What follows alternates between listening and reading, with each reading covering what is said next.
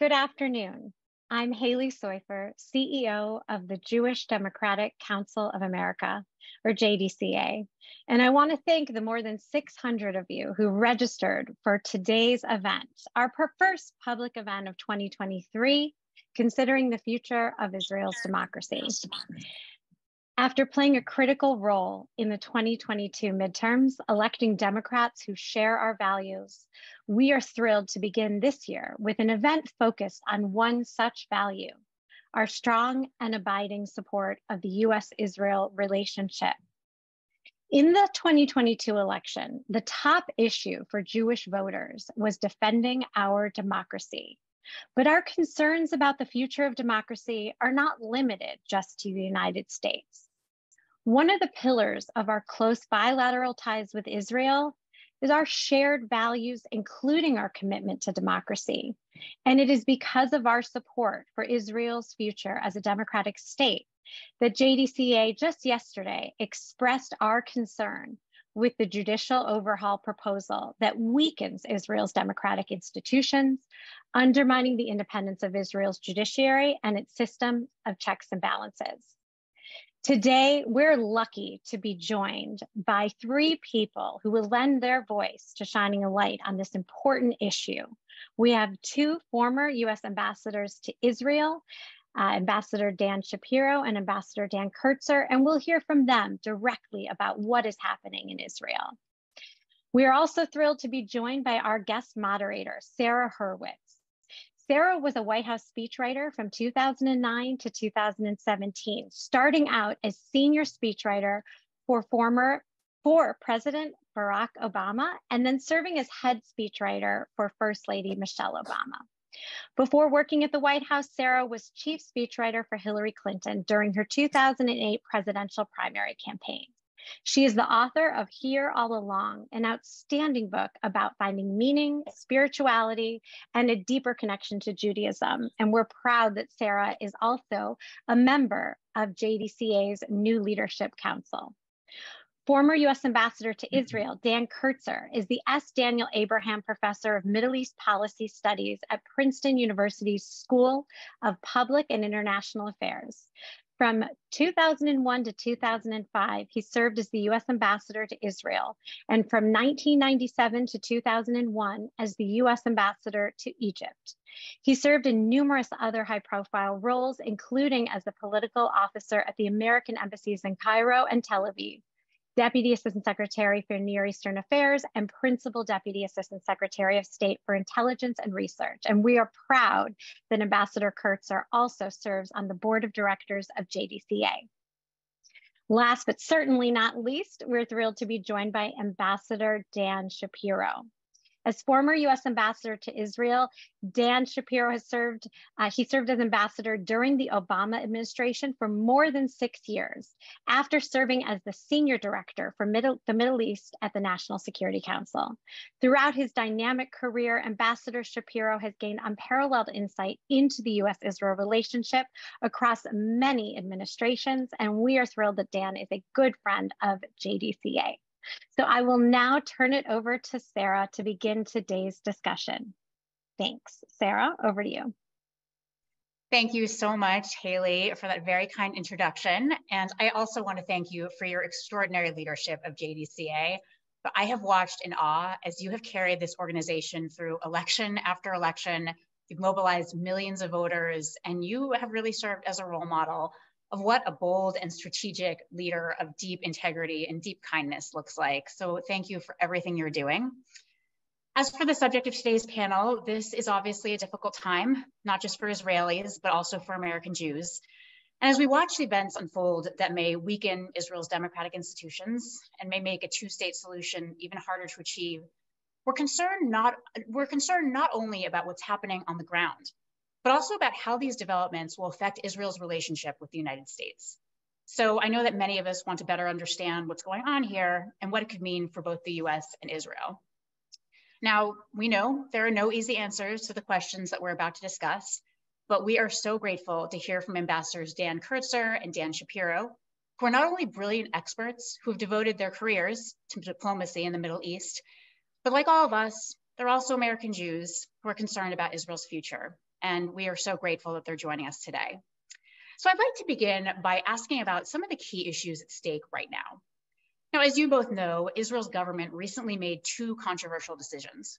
First, they announced their intention to legalize 9 settlement outposts currently considered illegal under international law, while building 10,000 new units within existing settlements and connecting other outposts to Israeli infrastructure.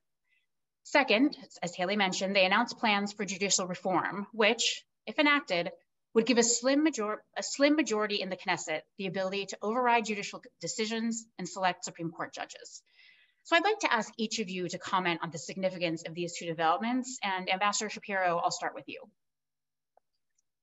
Thanks, Sarah. Great to be with you. Great to be with Haley and our friends at JDCA, and an honor always to share a podium or a Zoom with my mentor and friend, Ambassador Dan Kurtzer. These are, first of all, I want to endorse and underscore what both you and Haley said at the beginning about how our attention is turned to these issues out of great, deep concern and care and love for Israel, for the belief that the U.S.-Israel relationship is a critical asset to the United States and critical for Israel's strength and survival. And so that's why we have these discussions. That's why we follow these events with such rigor. You asked about the significance of these two decisions, or events, I should say. One is a decision, and that's the one you referenced first, the decision to legalize several, I think 9 settlements that were established illegally under Israeli law in the West Bank, and to connect those and several others to the infrastructure grid, and to authorize, or at least advance the authorization process of thousands of housing units. But that's a decision. It's done. The cabinet reached the decision. It may take time to implement it. It may take a long time to implement it. But it happened, and it is, of course, consistent with a long-standing policy disagreement, policy of many Israeli governments, and a disagreement between many Israeli governments and many U.S. administrations on the wisdom of expanding settlements in the West Bank, legalizing illegal settlements, and doing other things that change the map of the West Bank, such that a two-state solution will be difficult or maybe become impossible to achieve in a physical sense.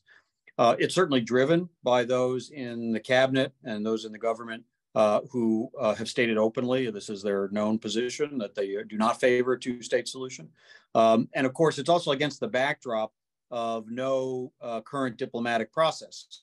It's not as though there are negotiations underway. It's not as though there's any even initiative right now to bring Israelis and Palestinians to the table to negotiate on the big questions, the ultimate disposition of how both these peoples will live together. There are some smaller initiatives underway, but at a time when there's really no process that could lead to that kind of outcome, at least afoot, that seems to give even greater energy to the initiative of those who are trying to make it ultimately impossible to come back to. So it hurts the big goal, the big very distant goal at the moment of eventually getting the parties back together and negotiating two states. It even hurts, though, the more modest goals that our current ambassador, excellent Ambassador Tom Knight, has been talking about, which is just trying to improve conditions on the ground, improve security, improve economic conditions, make life better for Israelis and Palestinians. These decisions will probably make that difficult. The other one, it's not a decision per se, it's a process. It's a legislative process, which I think all of us who follow politics in our country and in Israel and elsewhere know is not something that happens overnight, as a cabinet decision is. There's committee hearings, there's debates in the Knesset. A bill in the Knesset has to pass three readings, so basically 3 different times. It has to be brought for a vote in a Knesset before it becomes law.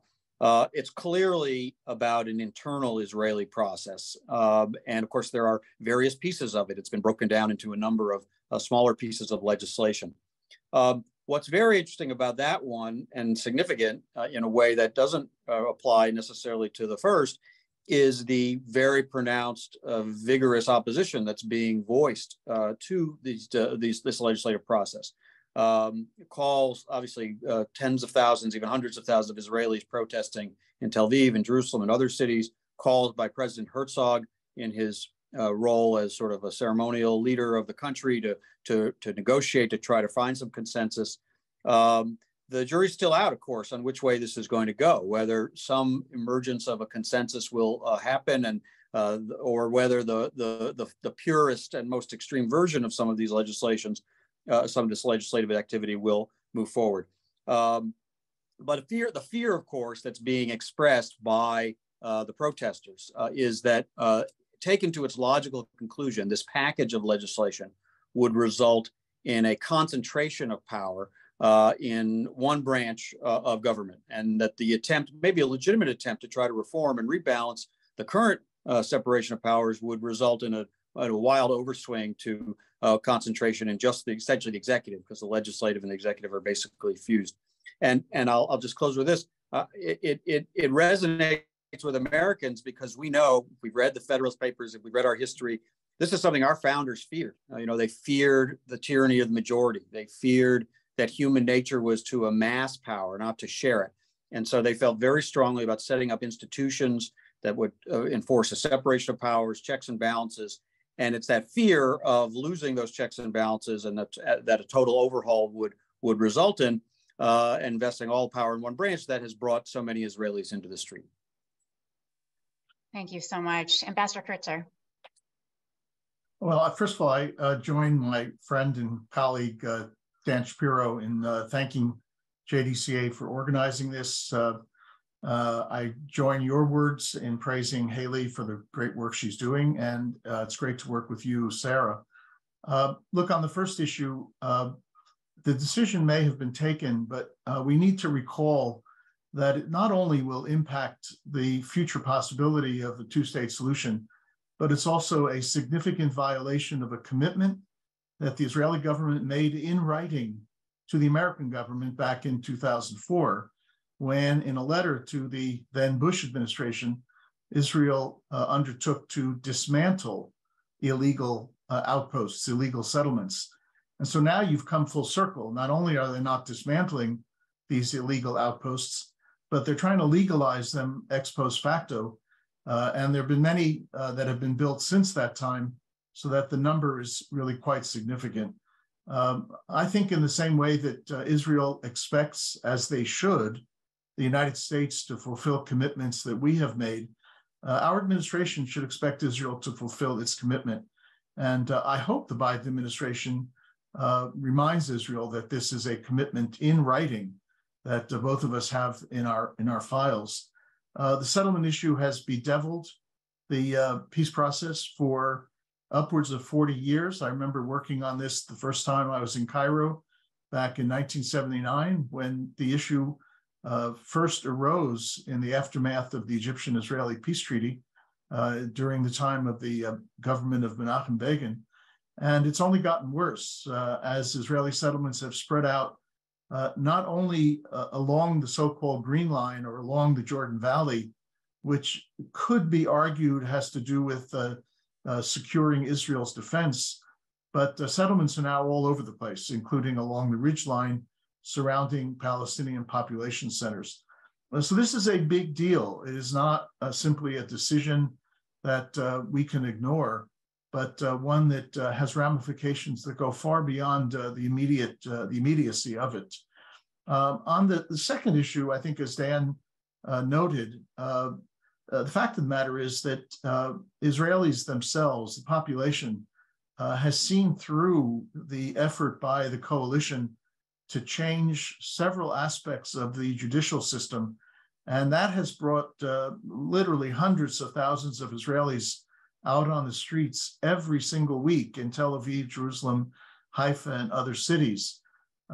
It's not only the question of the override provision, the number of votes that would be required to override a Supreme Court decision, but also the way in which justices are chosen, the degree to which legal advisors in various ministries would have relative independence, a little bit like our inspectors general.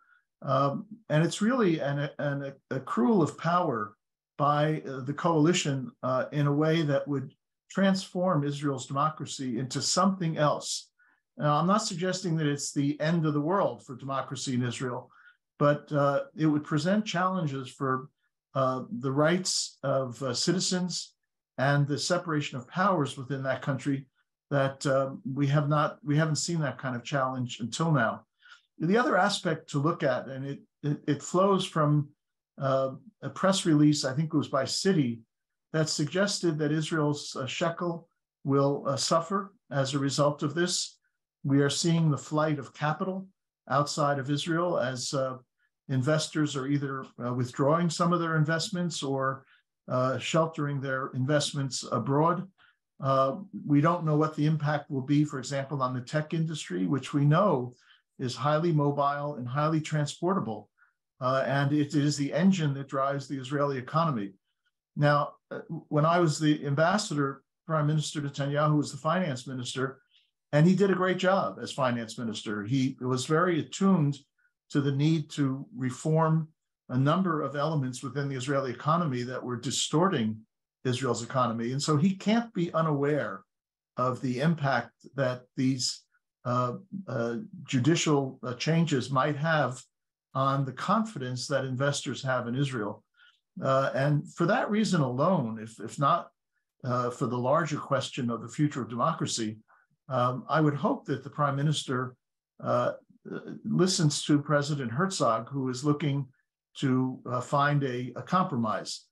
Does the judicial system need some reforms? Yes, I think everybody agrees, but it also needs reforms that are broadly based and reflect not just the current composition of the coalition, but the broader Israeli political system. Thank you very much. I want to just drill down a little bit on the settlement issue, because earlier this week, as you know, the United States supported a UN Security Council statement that denounced Israeli settlements. Now, this was the first Security Council statement in 9 years focused on the Israeli-Palestinian conflict that had the support of the United States, which is obviously significant. So I'm wondering if you can both explain the implications of this statement and also of the broader agreement in which it emerged. So I'm going to start, Ambassador Kurtzer, I'll start with you. Yeah, I mean, look, the good news is that we supported a statement. The other news is that we would not have supported, probably not have supported a resolution which carries much more weight. And the real question is whether a statement is going to have any impact on Israeli thinking and Israeli policy. And I tend to think not. We have already seen one Israeli minister responding to a statement made by our ambassador about putting the brakes on judicial reforms, telling the ambassador to mind your own business. And the suggestion is that Israel is not, in this coalition, is not paying much attention to American words. Whether the settlement issue continues and leads to tougher measures, for example, at the UN, having a resolution that contains condemnatory language and not just hortatory language, at some point, maybe the Israeli system will pay attention, but right now they are not respecting at all these rhetorical reactions. Now, we did see a report this week that the United States behind the scenes, while there was still a resolution being thrown about in New York, that the United States was trying to negotiate a kind of package deal in which the United Arab Emirates would withdraw the resolution. There would be a statement. Israel would put on hold some of its settlement activities for several months. They would stop home demolitions. The Palestinian Authority would reassert its actions in its security forces. And at least for about 24 hours, it looked promising. But the immediate aftermath of that, most of those elements seem to have collapsed. Israel has returned to house demolitions, has announced further settlement activity, and it looks as though we're in this terrible escalatory cycle, which we've seen before, that could end up in a much more serious confrontation on the ground. Sobering. Ambassador Shapiro. Dan has covered this very thoroughly. Obviously, the U.S. was clearly against the announcement of the settlements. That was made very clear to the Israeli government in some rather intense discussions before it was announced. Perhaps there was some effort to downgrade what was announced from what might have been announced. It seemed clear that the Biden administration did not want to endorse or abstain on a Security Council resolution. And it's quite noteworthy, of course, that it was introduced at the council by the United Arab Emirates, Israel's now close friend and partner in the Abraham Accords, but which in this instance chose to take the lead in expressing the sort of maybe unified Arab view of criticism of settlements. The statement is less than a Security Council resolution, of course. I was ambassador the last time there was a Security Council resolution that the U.S. abstained on at the end of 2016. I'm on record saying I think under those circumstances I did recommend, and I've said this, a veto of that resolution. A different judgment call was made, and I think a lot of what's been said about it is overwrought. But nevertheless, I know how much that stung the Israeli government and people at the time, and heard about it. It doesn't appear that the statement has the same sting. I don't think they like it, but I don't think it has quite the same sting. I do want to give credit to the Biden administration for the efforts they undertook, and Dan referenced them. I won't repeat it all, but there was a lot of very vigorous diplomacy over several days to try to get a package that would result in that statement, restraint from Israel on a number of their activities in the West Bank, a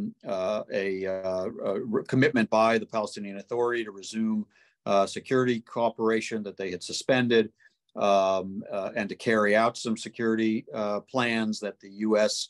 Security coordinator for the region, the three-star general who works with both sides, had sort of put in place, and maybe some additional diplomatic activity as well, and get the Palestinians to suspend further actions at the UN. That may be falling apart. Dan is probably correct that some of those elements which were either softly committed to or not fully committed to or not written down, or there's some deniability, already we're seeing some erosion. But I do want to give the Biden administration credit for making that effort. That's not anything anyone would be fully satisfied by, but sometimes in the circumstances you're in, to avoid the escalatory cycle that Dan is referencing, those are the tools available to an administration. So what I think the big question this raises going forward is, clearly some in this Israeli government will be pushing the prime minister and pushing their colleagues in the cabinet to do more, to make new announcements, to not be held by whatever commitments may or may not have been made, and to continue on their drive to expand and again work toward the reality of a two-state solution being utterly impossible. And that, of course, will raise a question for the Biden administration of what they will do if that escalates, but also what they will do if the Palestinians escalate in response with more actions in the UN or in other bodies, the International Criminal Court, International Court of Justice, and of course, how they will try to prevent spillover. Of course, the great risk is violence, and there has been violence, Israelis killed by terrorists attacks, Palestinians, some militants, and also in some cases civilians killed in Israeli raids. But the spillover effect even beyond that immediate arena to other relationships. We mentioned the UAE kind of sticking their neck out a little bit on this. And there's a lot of opportunities in the region right now in the wake of the Abraham Accords, in this expanding era of normalization, the possibility of Saudi Arabia perhaps joining. There's work to do, very important work to do on the Iran file, as Iran seems to be closing the gap toward the ability to produce a nuclear weapon. And all of this requires very close U.S.-Israel coordination. But a lot of oxygen can get sucked up by having to manage the crises. And that's something the Biden administration, is trying to find the balance for as well. Well, actually, Ambassador Shapiro, I want to pick up on that because you're talking about the role of the Biden administration. And there have recently been a number of calls from both Americans and Israelis for the Biden administration to take action to influence the policies of the new Israeli government. So let me ask, is this a realistic ask of President Biden? And what tools realistically does the Biden administration have in its diplomatic toolbox to influence the Israeli government? And I'm curious, what would you, advise the Biden administration to do if you were serving, as ambassador at this moment? So Ambassador Shapiro, Yeah. I'll turn that back to you. Well, I may keep my advice to myself. I speak to my colleagues in the Biden administration, my friends and colleagues, very frequently, including the current ambassador, who's an excellent ambassador, doesn't need my advice, but I'll probably keep my advice to myself here. I would say, first of all, I think it's very, very clear, and it's been restated, and the evidence is all over the place, that President Biden wants to protect the U.S.-Israel relationship. He deeply values it. He cares very, very much about it. That's been true his whole career. Frankly, I'm not sure I know a human being who loves Israel and feels more committed to that relationship than Joe Biden. And so that's an overriding factor in his thinking and the administration's thinking about the tools that they have available to them. Obviously, that there is a toolbox, and no one should go into government or diplomacy prepared to do nothing or prepared to shrug your shoulders and say, well, we have no tools. We just have to accept the world as it is, including things that we think are not going in a positive direction. Clearly, the UN Security Council is such a tool. In this case, it was part of that toolbox. It was not a resolution. That one is still available if the circumstances change and their thinking changed, but they landed on a statement, which is quite a tough statement, actually, if you read it, that's very clearly calling out this Israeli settlement expansion. Of course, the direct statements that have been made by the president, by Secretary of State Blinken, by Ambassador Nides, on those issues, but also on the judicial overhaul legislation that's underway, are clearly have gotten people's attention. Sometimes even the words that our leaders use are an important tool. As they look at that question of where they could, where that legislation could lead and the circumstances we might find ourselves in, Dan said, I think correctly, a bill or several, it doesn't mean it's the end of Israeli democracy. But there are some comparisons worth looking at. I don't actually know them. I haven't studied them in great detail, but how has the U.S. government characterized similar legislative processes as they've occurred elsewhere in countries that have seen democratic erosion, and whether that's a comparable situation? Again, I'm not asserting it is, but it's a question that the Biden administration could research and decide to say something about their findings.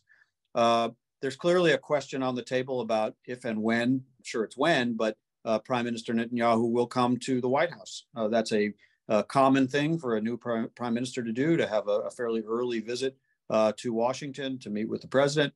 Some thought it would have already happened by now. It has not happened. There's no rumors particularly about when it might happen. And the backdrop of this might be a factor in that. Of course, the zone has been flooded at the same time with American officials, Jake Sullivan, and National Security Advisor, Secretary of State Blinken, numerous other U.S. officials coming to Israel. So there's every effort to maintain the dialogue.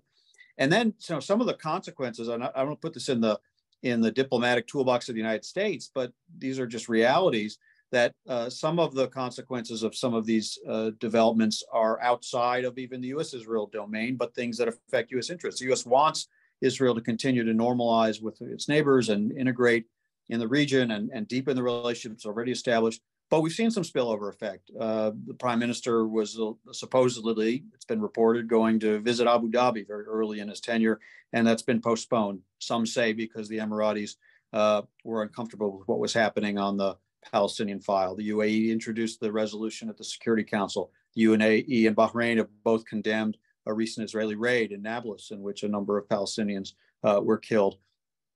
There's some question about whether the next meeting of the Negev Forum, which is supposed to take place in Morocco, will take place when it was expected in March. And if not, perhaps because Morocco is a bit uneasy by these circumstances. I'm not asserting any of this, but there are question marks. And that can all be true while good things continue to happen. Just this week, there was a meeting of Israel, the UAE, India, and the United States in the I2U2 format, trying to continue to drive that new economic relationship forward. So, I noticed this a lot because I work at the Atlantic Council now. I run with some colleagues a program called N7, which is designed to expand and deepen and accelerate normalization between Israel and Arab states. We have conducted conferences and have more coming up where we bring Israeli and Arab experts from many countries together. And we're going to do that. We're going to keep doing that. And also, while we do it, we're feeling some of these pressures. There's absolutely no question that if anybody felt that the Palestinian issue was made irrelevant by Abraham Accords and normalization agreements, that seems not to be the case. And it can be a complicating factor, even with the existing relationships and certainly with prospects for new countries to join. Thank you so much. Ambassador Kurtzer, your thoughts on the role of the Biden administration? In addition, as Dan has done, of talking to our friends in the administration, I have been, I think, less reticent than he in writing about some of these issues, including before the coalition was formed and since. And my argument has primarily been directed at what you might call preventive diplomacy. You know, you look back to as recently as 2021, when the Biden administration was caught up in its very full agenda, and it had to pivot for a number of days to deal with the outbreak of war between Israel and Hamas. And that was a war that actually took place within Israel itself. There was violence within mixed cities and in Jerusalem. And it made this argument about preventive diplomacy much more real because you can't pivot away from an area that is so volatile and which has seen so much violence, even in the last 10 years or 12 years, 14 years. We've seen Israel-Hamas war in 2006 and 8 and 12 and 14 and 21. And nobody possibly could want another war. So if you know that the problem is out there and you see the ingredients for conflict emerging, why wouldn't the Biden administration act preventively in order to try to keep things under control? Now, one of the things that no matter what one thinks about the U.S.-Israeli relationship, one of the things that has to be untouchable is our security relationship, because Israel faces very significant security challenges in at least 4 dimensions. The big existential threat from a possibly nuclear Iran, a threat still from Arab states that have not yet normalized, that can provide support for elements that oppose Israel, from non-governmental, non-state actors outside of Israel, like Hezbollah, ISIS, Al-Qaeda, and of course from Palestinian groups. And this is really almost unprecedented around the world, that a single country would face this array of threats. So, you know, let's remove security cooperation, security assistance, security research and development from the agenda. But there's so much else we can do with both Israel and with the PLO, Palestinian Authority, in a proactive, preventative way. And frankly, we're not doing enough. Both Dan and I referenced this most recent activity on the part of the administration to try to deal with a particular set of issues in a package deal. Well, this is 2 years into the administration, and many of these issues have been emerging even before the UAE put forward its resolution in response to Israeli activities in Jenin and Nablus. I think it requires a constant vigilance on the part of the administration. I'd also say, Sarah, that words are not sufficient. Would a resolution make a difference?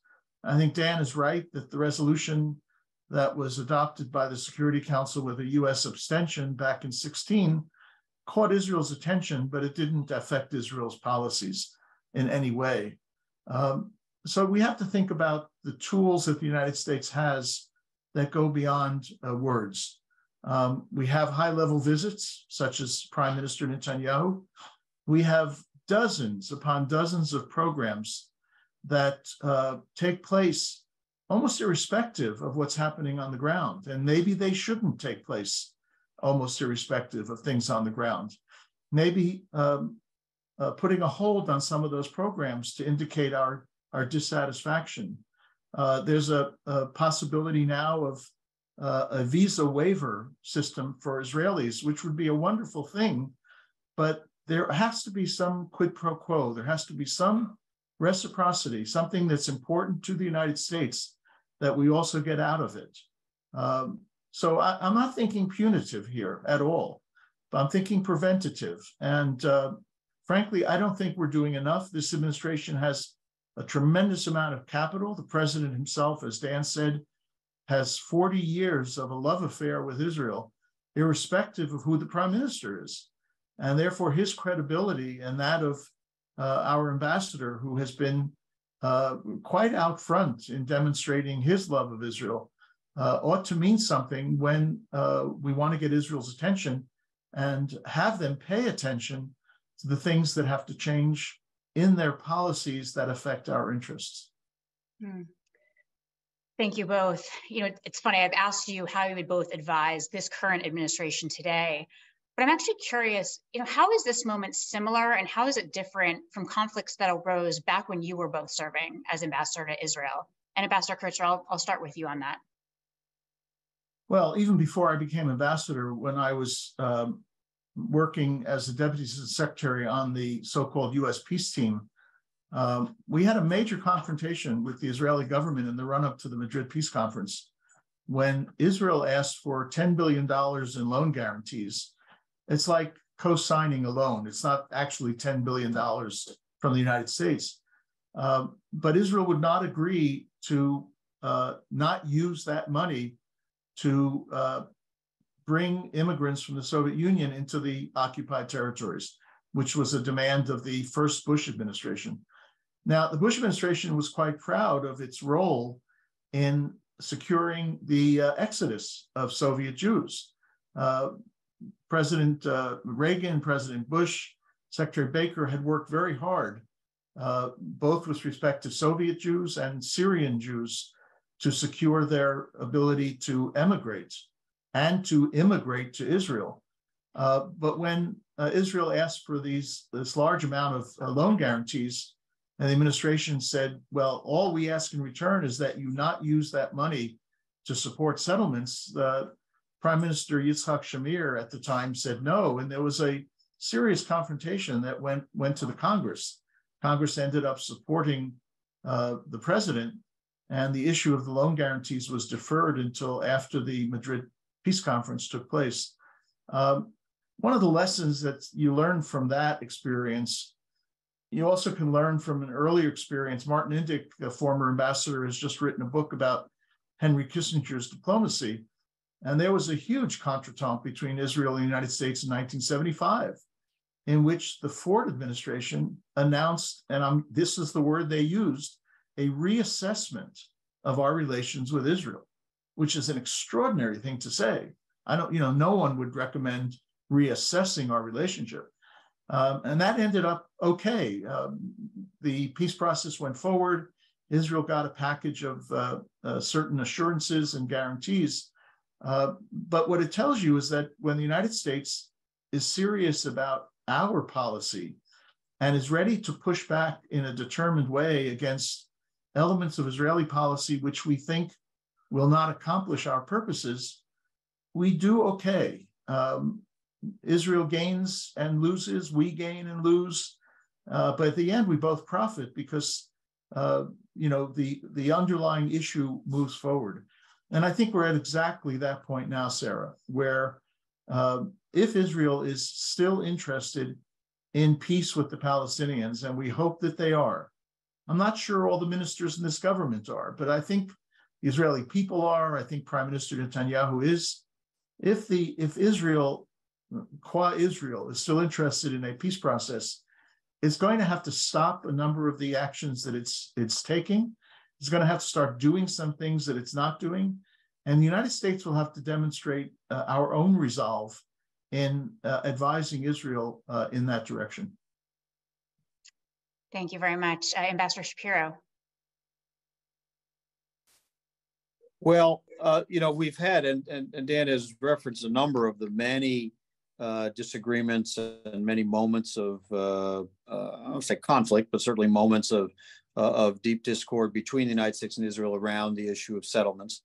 We certainly had those while I was ambassador during attempts by George Mitchell, our special envoy in the first term, to undertake negotiations during Secretary of State Kerry and Ambassador Indic's work in the second term, and at various points in between. Of course, that in the end also was what triggered that UN Security Council resolution in 2016.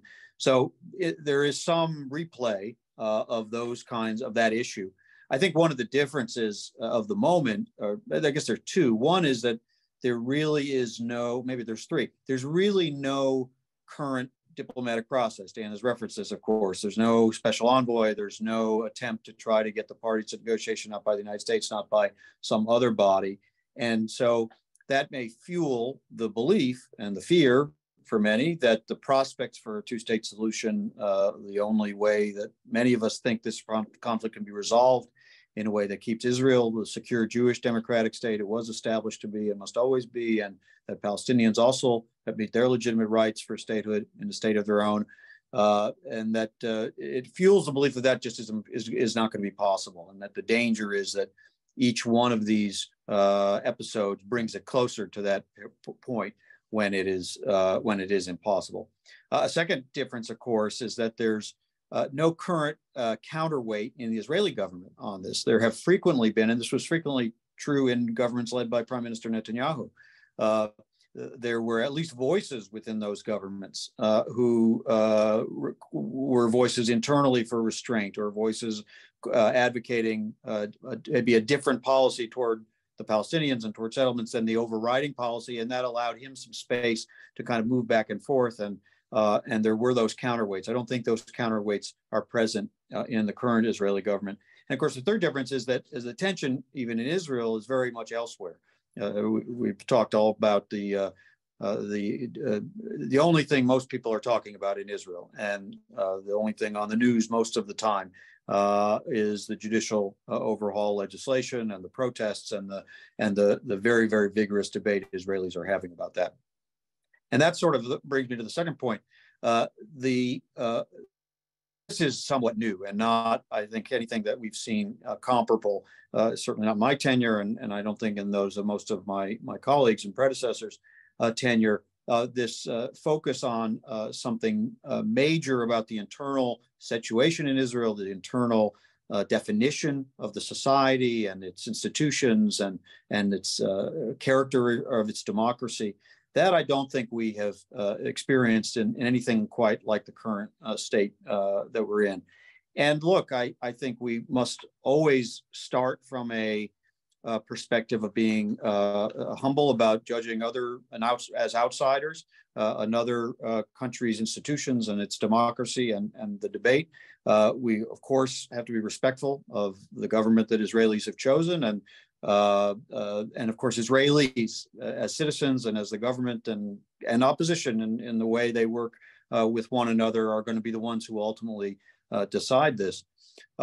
But, you know, Secretary Blinken, when he was here a few weeks ago, made an interesting comment. He said, you know, listening to and respecting a democracy obviously must include the views of those who are given the authority to govern. And it also includes other voices. And what is one of the very actually admirable traits of Israeli democracy is there is this vigorous discourse and people are making their voices heard and on all sides.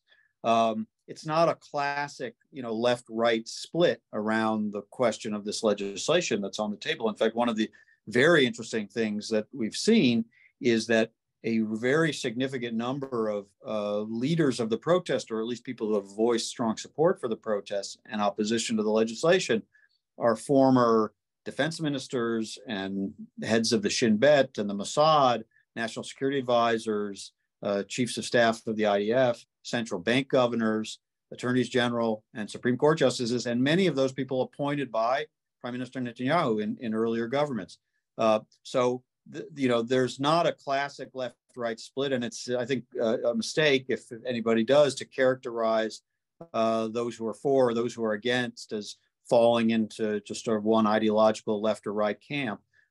We as outsiders who care very deeply about Israel's democracy, about the common basis of the U.S.-Israel relationship of a common set of democratic values, obviously take an interest in this, and its outcome is something that affects our own interests, and so it's perfectly legitimate to have a view about it and to state a view about it.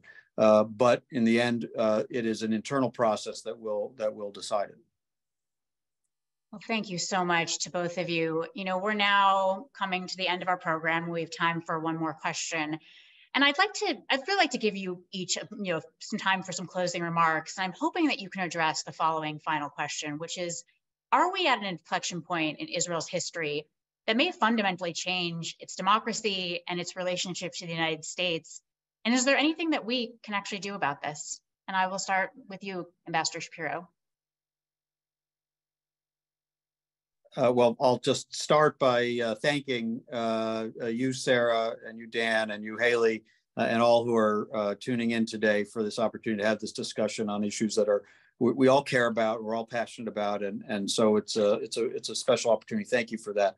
It's hard to say if we're at some inflection point that we'll look back at 10 years or 50 years from now and say this was the moment when something major changed. Sometimes the inflection points aren't really recognizable until much later, and maybe it's already behind us. Sometimes we overread big moments. They're big, but they don't necessarily change things as fundamentally as we think they might.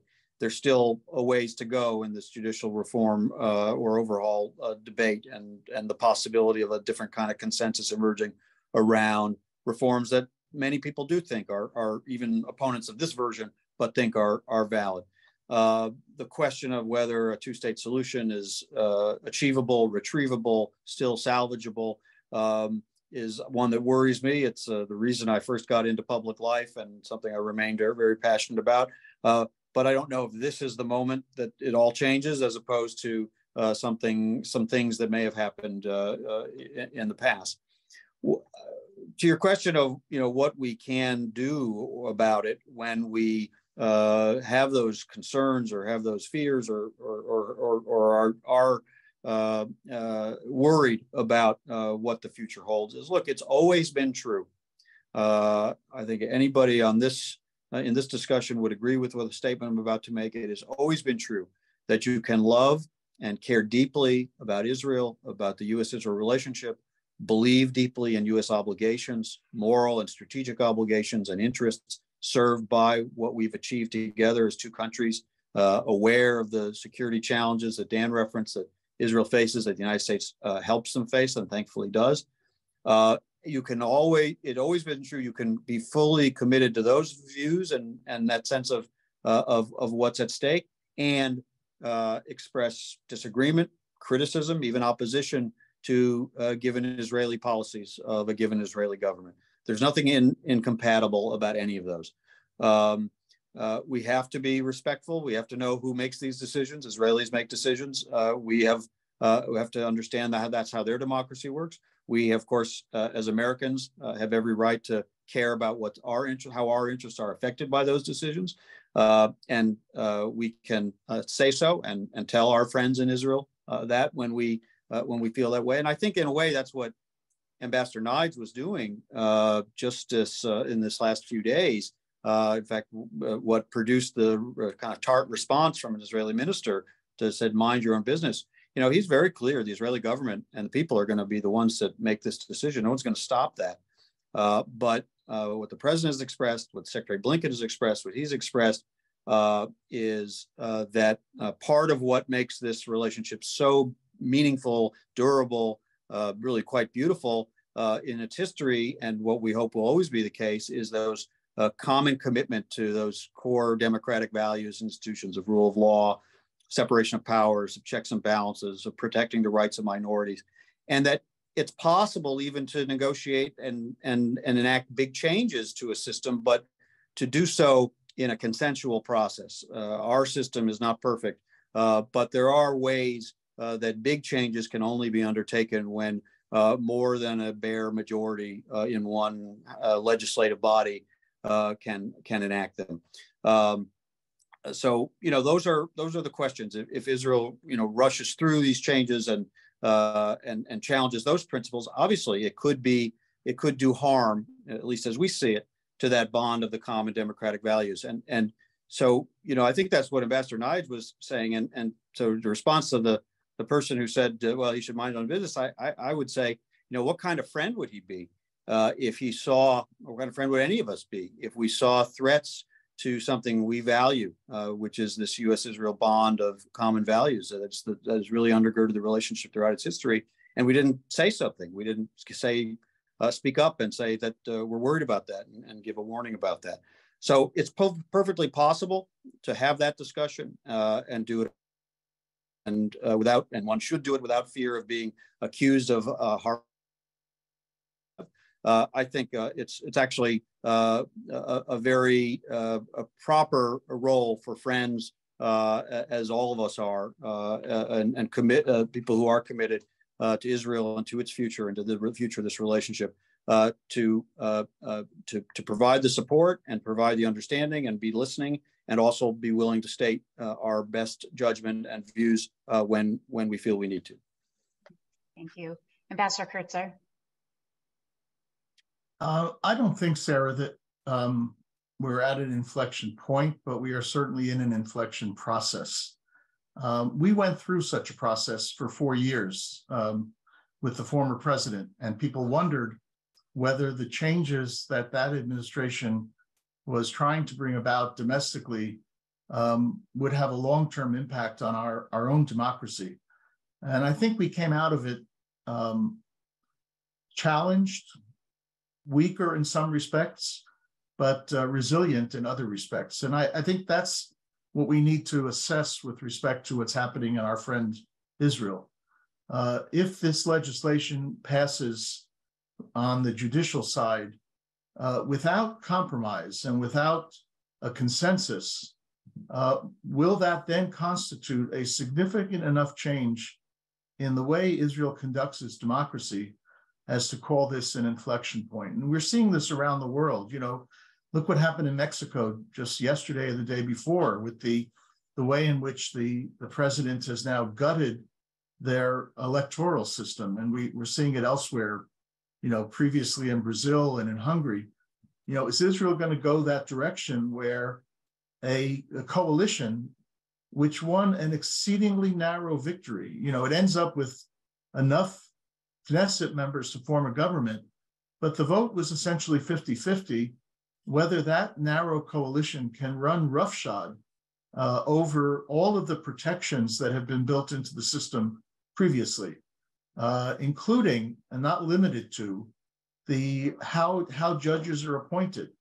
Under the plan that this legislation would have passed, the coalition would have control over the selection of judges by a simple majority. The coalition could declare legislation to be quote unquote basic laws, which are constitutional laws, and they would not be subject to Supreme Court review. The coalition wants to overturn Supreme Court decisions by a simple 61 vote majority. Now, I would recommend there's a great article by Michael Koplow of the Israel Policy Forum in which he reviews this in detail and tries to have us keep our focus on where the real inflection points in this legislative process are. They're not necessarily in the override provision. They're very much in the long term in the other provisions that are trying to be passed. So I think, first of all, we need to keep an eye on the ball here. And it's in that respect that whether it's the comments of Ambassador Nides or Secretary Blinken when he visited, or the more private comments that we know the president and the National Security Advisor have made, in a sense, we're trying to say to Israel, avoid the problems that we faced. And we were up against some extraordinary challenges during that 4-year period. And if you go down that road, it's going to be real hard to turn around. It may be a one-way street, which will be hard to recover. I think second, in this respect, as important as the judicial issue is, and frankly, I have a little bit of confidence in Bougie Herzog, the president, and his ability, even though he doesn't have power to impose a compromise, there's great standing in the office of the presidency. And we saw it with his predecessor. We've seen it in the past when Shimon Peres was president. So I'm a little optimistic that President Herzog will find a way to, wend his way through this. But I'm really concerned that as we focus on this, even today, Israel announced that it's taking the question of E1 for decision. Now, nobody knows what E1 is, except every American administration since time immemorial has said to Israel, you may not build in E1. E1 is the area between Jerusalem and the settlement of Ma'ale Adumim, which if Israel builds there as they want to build, would effectively cut the West Bank in two. And so, creeping annexation, settlement activity, outposts are all a part of that creeping annexation. E1 makes it real. And Israel is proceeding on E1. This is an issue where the Biden administration would not be alone in telling Israel, stop, you cannot do this. But this is happening. All of these things are happening. And the coalition, I give them credit in a way. They're very smart. They're doing 25 things a day, and you can't focus on 25 things a day. So, what are the critical issues that we need to look at? And, they're happening all over the place, whether it's the transfer of authority from the Minister of Defense to Minister Smotrich for control over the civil administration, whether it's the regularization of these outposts or the legalization. The administration has got to do a lot of things. It has to be able to walk, chew gum, fly, sail, you name it, because the coalition in Israel is throwing all of these roadblocks and challenges before us, including the domestic and including the Palestinian issue. So it's really time for, what I called earlier preventive diplomacy. And it requires a lot more work on our part to do what we think is going to help move this peace process forward and to help our friends Israel maintain the strong democracy that they've had since the founding of the state. Well, thank you both so much for your insights today and your extraordinary service to our country for so many years. And Haley, I'm going to hand it back over to you. Thank you so much, Sarah, and thanks to Ambassadors Kurtzer and Shapiro for sharing your insight and analysis with us. I also want to thank the hundreds of you who joined JDCA today for our conversation on the future of Israel's democracy. At JDCA, we support democracy and the rule of law, not only in the United States, but also in Israel and around the world. And we stand with Israel in support of its security, its right to self-defense, and in furtherance of our shared commitments and values. To learn more about the ways to get involved with JDCA and our movement, including joining our 2023 membership program, volunteering with a state JDCA chapter, and supporting programs like these, please visit jewishdems.org. I know there are links being put in the chat, so please check those out. And mark your calendars for our next large event, which will take place on Tuesday, March 21st at 1 p.m. Eastern. It'll be a special briefing on Ukraine 1 year later. We will be joined by former U.S. Ambassador to Russia, Mike McFaul, among others, and we'll discuss the ongoing war as it enters its second year. To sign up, you can click on the link in the chat, and we will also follow up via email. So thank you again to our panelists, to our phenomenal moderator, and thanks to the hundreds of you who joined us today. We look forward to seeing you soon. Thanks.